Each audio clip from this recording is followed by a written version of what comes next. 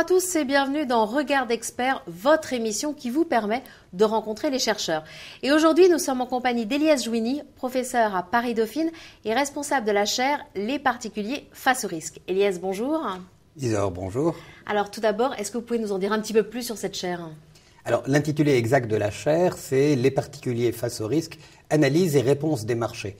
Parce que notre objectif, c'est d'essayer de comprendre comment les particuliers, les individus réagissent face au risque, comment donc ils font leurs choix d'investissement, leurs arbitrages, leurs décisions pour leur retraite, et comment ces décisions sont agrégées par le marché, comment le marché rend compte et réagit face à ces décisions. Et alors pour cela, vous avez introduit la notion d'agent représentatif, je crois. Alors en fait, nous n'avons pas introduit la notion d'agent représentatif parce que c'est une notion déjà ancienne dans la théorie, mais qui disait à peu près la chose suivante: lorsque tous les individus ont les mêmes caractéristiques et qu'ils anticipent parfaitement le futur, non pas qu'ils le prédisent, mais en tout cas qu'ils l'appréhendent de la même manière, eh bien, tous ces individus peuvent être agrégés en un seul individu. Tout se passe comme s'il y avait un seul individu sur le marché qui a les caractéristiques communes à cette collectivité.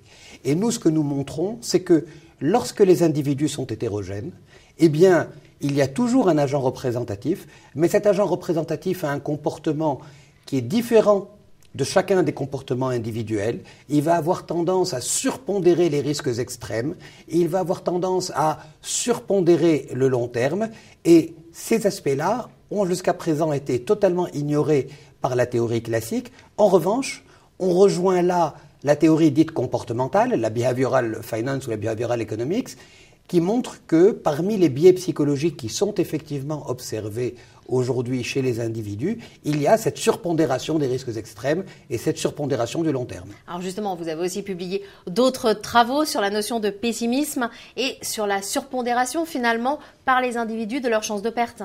Alors effectivement, nous avons essayé ensuite, à partir de nos travaux théoriques, de vérifier si dans la réalité les individus ont d'abord des comportements hétérogènes. Est-ce que cette hétérogénéité correspond à une réalité ?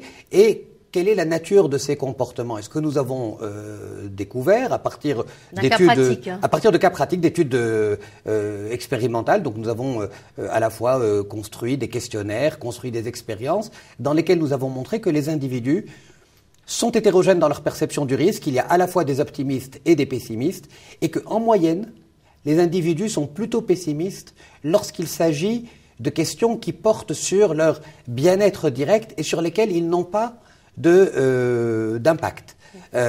Et donc, à partir de là, ce pessimisme va se retrouver agrégé par le marché, on va le retrouver au niveau agrégé, et cette hétérogénéité va avoir pour effet d'amplifier encore plus, en quelque sorte, ce pessimisme. Et alors on arrive là à une autre notion, celle du rationnel et de l'irrationnel. Je crois que c'est un sujet sur lequel vous travaillez en ce moment. Effectivement, comme je disais tout à l'heure, les marchés, la théorie classique a toujours eu tendance à faire l'hypothèse simplificatrice de la rationalité. Et ce que l'on appelle la rationalité en théorie économique, ça n'est pas seulement le bon sens, comme on l'entend dans le langage commun, mais c'est vraiment cette hypothèse que tous les individus appréhendent tout le futur avec le même degré de finesse, qu'ils sont capables d'exploiter les informations de la même manière, qu'en quelque sorte il n'y a pas d'opinion individuelle, que face à la même information, ils auront exactement la même analyse du futur et ils auront exactement les mêmes réactions. On sait bien que ça n'est pas vrai.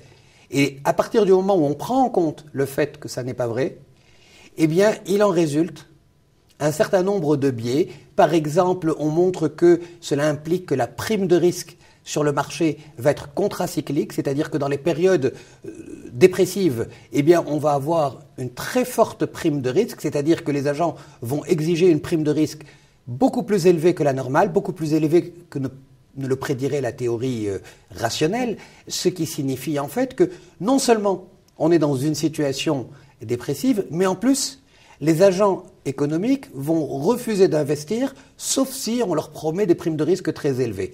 Et s'ils n'investissent pas, évidemment, on va amplifier le phénomène de dépression. Donc on a finalement des phénomènes qui vont avoir tendance à augmenter la volatilité des marchés, qui vont avoir tendance à amplifier les crises, et tout ça à cause à la fois de cette irrationalité et cette hétérogénéité. Et ça a même une incidence plus large, puisque ça a une incidence sur la gouvernance aussi des entreprises. Alors, l'autre façon, le point de vue dual, je dirais, de ces travaux, c'est que l'on peut se poser à l'inverse la question de comment représenter un groupe d'individus. Ce sont des actionnaires, et la question est comment les représenter, comment choisir le dirigeant, comment faire en sorte que les décisions prises par le dirigeant soient conformes aux attentes des actionnaires. Et comment le rémunérer aussi. Et donc, notamment, quel mode de rémunération va inciter le dirigeant à prendre les décisions conformes aux attentes des actionnaires? Et là, on s'aperçoit que lorsque les actionnaires ne sont pas mobiles, c'est-à-dire qu'ils gardent leurs titres et qu'ils n'ont pas vocation à bouger, eh bien, il suffit de rémunérer le dirigeant en fonction des résultats de l'entreprise, typiquement des stock options, et là, il prendra des décisions qui sont conformes au consensus des actionnaires, ou en tout cas à la moyenne des actionnaires. Avec une vision à long terme, en fait. Et avec une vision à long terme.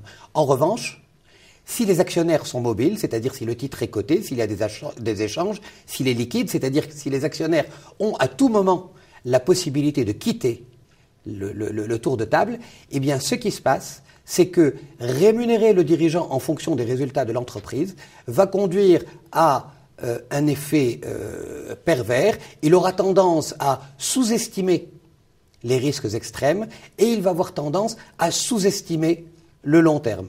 Et donc finalement, si l'on veut que le dirigeant prenne en compte les risques, et notamment les risques extrêmes qui sont ceux qui vont générer des crises et des crises systémiques, et si on veut qu'il prenne à sa juste valeur en compte le long terme, eh bien il faut trouver des modes de rémunération qui ne soient pas simplement alignés sur les résultats de l'entreprise, mais des mécanismes beaucoup plus complexes. Elias, merci pour toutes ces explications. Mais je vous remercie. Quant à vous, je vous remercie de nous avoir suivis et je vous rappelle que toutes les vidéos Regard d'experts sont accessibles sur le site finexchange.org. À très bientôt.